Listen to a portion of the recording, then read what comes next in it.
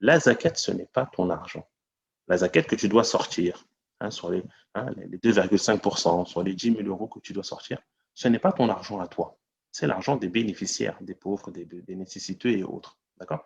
Donc, tu n'as pas en soi à être avare, à retarder, à t'abstenir de donner la zakat, puisque ce n'est pas ton argent. C'est comme si moi, demain, je viens, je te dis, tiens, 100 euros, voici 100 euros, tu me garde-les, tu me les rends à la fin de l'année.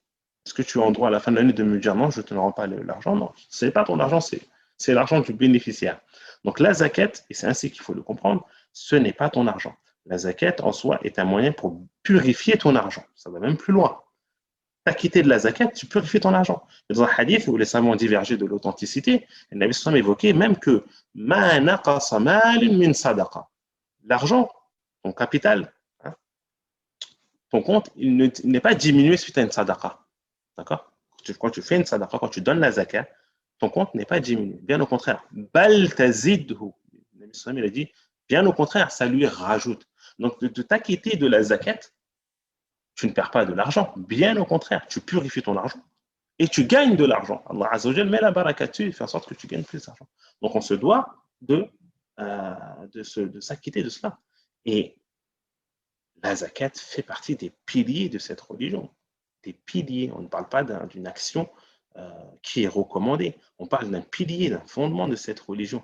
Donc, on se doit, nous, de s'acquitter et de se préoccuper de cela. Ne pas faire en sorte que la zakat, c'est le dernier souci. Malheureusement, beaucoup de gens, il suffit qu'on fasse le tour des entrepreneurs, de ceux qui ont des entreprises. Est-ce que tu payes ta zakat? Ah non, j'ai entendu, oui, j'ai entendu la zakat, quelque chose de la zakat, mais je ne me suis jamais penché dessus. Pourquoi? Pourquoi tu ne t'es jamais penché dessus? Tu jeûnes bien le ramadan pendant le mois du ramadan, tu jeûnes bien avec tout le monde. Eh bien, la zakat, tu pries bien ta prière. La zakat, c'est pareil. On se doit de s'acquitter de cela. Et la zakat, c'est pas des choses où on n'est pas excusé de notre ignorance. Ignorer la zakat, c'est comme si on disait tu ignorais un des piliers de l'islam. Je ignore l'islam en soi. D'accord? Donc, on se doit de se. Le truc, ce n'est pas qu'on ignore. Et c'est, entre guillemets, on ne prête pas attention à cela. Voilà. Pour nous, c'est quelque chose, en gros, de secondaire.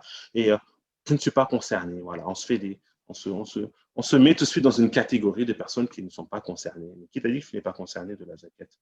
Il est possible que pendant des années, tu étais concerné à payer la zakat. D'accord? Donc, la zakat, donc, je rappelle rapidement concernant la zakat, on va plus aborder deux formes de zakat ici. C'est la zakat sur les monnaies, sur l'argent que nous possédons, et la zakat sur les marchandises, d'accord? Car c'est ce qui concerne l'entrepreneur. Quant à la zakat de l'argent que nous avons, les monnaies, les euros en compte en banque, sous notre oreiller et autres, ils sont sujets à la zakat. Bien sûr, il y a des conditions. Encore une fois, toute la problématique de cette thématique-là, on a des sujets qui sont vraiment très longs et ce soir, on ne peut pas bien sûr, aborder en détail le cas de la zakat, mais sachez qu'il y a des conditions. Bon, on va évoquer deux, qui est la première, le fait d'atteindre le seuil minime pour être imposable, d'accord, qui varie selon la valeur de laquelle on se base. Est-ce qu'on se base sur l'argent ou l'or, d'accord? Comme j'évoquais à mes étudiants, la plupart des cas, en France, les gens se basent plus sur l'or. Donc, on a un seuil qui est 3 700, 3 800 euros. Donc, ça, c'est le seuil imposable.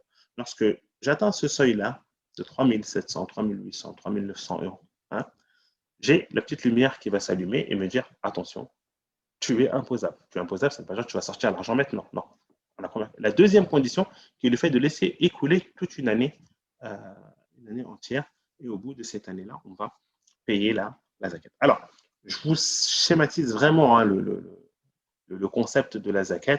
Ça demande vraiment un peu plus d'explication, mais je vous le schématise et je vous l'explique de la manière la plus simple. Et je vous invite même à prendre cette manière qui est la manière la plus simple, qui est en soi de noter la date à partir de quand vous êtes imposable, vous avez atteint le fameux seuil, et tout simplement se dire au bout d'un an, une année hijri, je vais faire un bilan de l'argent que j'ai, que ce soit dans mon compte, que ce soit sous l'oreiller et autres, pour en déduire, en extraire 2,5%. C'est vraiment la méthode la plus simple, d'accord, à faire. Et en faisant cela, vous sortez de toute ambiguïté. Toute ambiguïté. Car c'est vrai qu'il est possible au cours de l'année que votre votre solde est descendu et inférieur à la barre de ce seuil imposable. Il est possible. Mais vraiment, je veux dire, j'invite vraiment les gens à prendre cette méthode qui est une méthode simple au niveau du suivi et du calcul et des calculs et qui vous permet vraiment de sortir de toute ambiguïté et vous permet, pourquoi pas aussi, avec l'intention de gagner des hasanat et des récompenses par rapport à cela. D'accord? Donc ça, c'est au niveau de la valeur. Vraiment, on se doit de rassembler tout l'argent qu'on possède, que ce soit dans le compte courant, dans le compte je ne sais quoi, dans tel ou tel endroit. D'accord? Et on en sort la zakat. Concernant les marchandises ou les produits qui sont destinés à être commercialisés. Si j'ai un magasin et que je vends des produits, je vais payer une zakat. Comment cela se procède? Alors, à partir du moment où ces produits, j'ai l'intention de les vendre, à la fin de l'année, toujours on est dans cette fin de l'année, je vais faire un inventaire des produits présents dans mon magasin, des produits présents en arrière-boutique, des produits présents dans mon dépôt dans la zone industrielle. D'accord? Je vais faire un inventaire. Comment procéder à cet inventaire? Eh bien, c'est simple. Tous les produits, je vais me baser sur le prix de vente et non sur le prix d'achat. D'accord? Je ne vais pas baser sur le prix sur lequel je me suis procuré auprès du fournisseur telle ou telle marchandise. Non. Mais je vais me baser sur le prix de vente. À combien je vends ce produit? Je le vends à temps. Donc, je vais faire un total, un inventaire. Voilà, j'ai tant de produits de temps, j'ai tant de ceci, tant de cela, et hop, j'arrive au final avec un, si on peut dire, un inventaire ou un chiffre d'affaires où voilà, j'ai 100 000 euros de produits. Et bien sur ces 100 000 euros-là, je vais donner les 2,5% en zakat. D'accord? Alors, concernant les marchandises, bien sûr, je ne parle pas des marchandises qui sont utilisées voilà, si on utilise pour personnellement, si moi j'ai 2 voitures et que j'utilise, voilà, il n'y a pas de zakat dessus. D'accord? Je parle vraiment des produits qui sont destinés à être commercialisés.